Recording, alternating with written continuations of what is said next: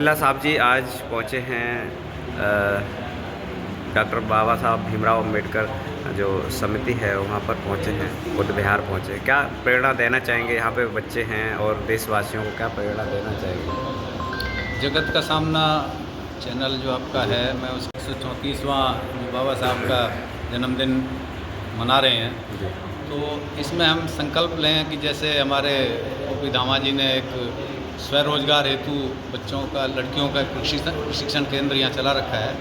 तो समाज के हमारे जो दबे कुचले जो हमारे शोषित वर्ग है, उसमें जो बच्चे जो वंचित रह जाते हैं, उनको शिक्षा नहीं मिल पाती है, उनकी गरीबी के कारण उनको अवसर नहीं मिलते हैं, तो उनको आइडेंटिफाई करके और उनको मेन स्ट्रीम में लेके आएँ, उनको जोड़ें और उनको कोई ना कोई जो उनकी ज़रूरतें हैं पढ़ाई से संबंधित उनको पूरी करें और इस तरह के केंद्र खोलें। और इनमें जो केंद्र चल रहे हैं, मैं धामा जी को ये भी आग्रह करूंगा कि वो और ज़्यादा से ज़्यादा बच्चों को इसमें जोड़कर और इस मिशन को कामयाब करें। बाबा साहब का यही सपना था कि शिक्षित बनो, संगठित रहो और संघर्ष करो।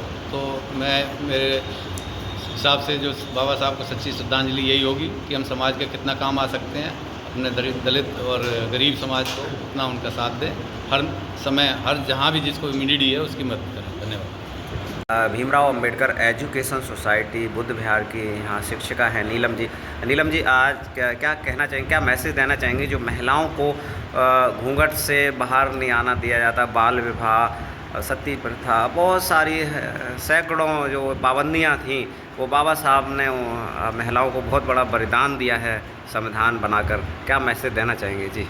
सबसे पहले 14 अप्रैल की बाबा साहेब के जयंती की आप सबको बधाइयाँ।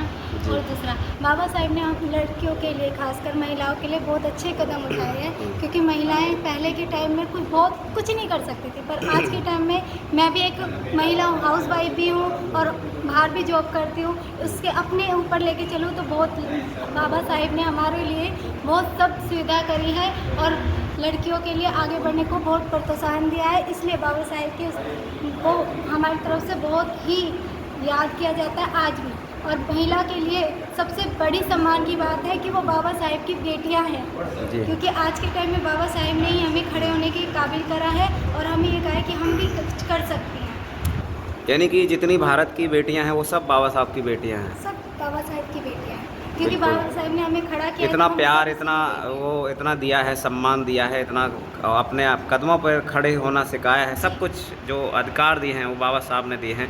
तो धन्य हैं ऐसे बाबा साहब जो आप देख रहे हैं, डॉक्टर बाबा साहब भीमराव अम्बेडकर हमारे भारत के शोषितों और पीड़ितों के मसीहा के रूप में जो हज़ारों वर्षों से आप देख रहे हैं, हज़ारों वर्षों से जो गुलामी की दास्ता की और बंधुआ मजदूरी, ऐसे तरह तरह की दास्तान झेलते चले आ रहे थे, उस समाज को, उस देश के संपूर्ण समाज को, संपूर्ण पेड़ पौधे, पशु पक्षी, सबके लिए एक कानून बनाया और अधिकार दिए।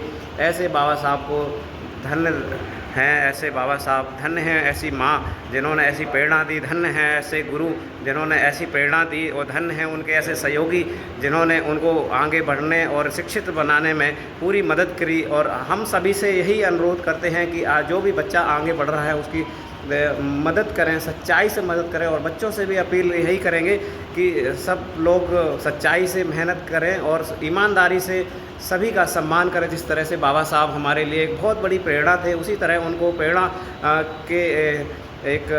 प्रेरणा ही मानकर आगे बढ़कर अपने राष्ट्र और अपने समाज और अपने परिवार का अपना उत्थान करें। जय भीम, नमो बुद्धाय।